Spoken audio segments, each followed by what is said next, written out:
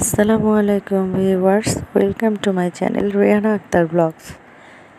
গ্রামে গিয়েছিলাম বাড়িতে, সেখানে গিয়ে অনেক গাছ লাগালাম। এবার অনেকগুলো আম গাছ কিনেছি,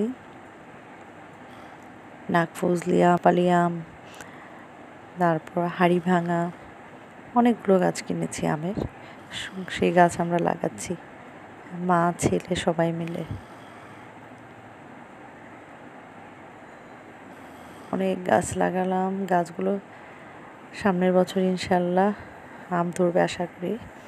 এগুলো কলমের চারা তো, এগুলো করতে তাড়াতাড়ি আম ধরবে।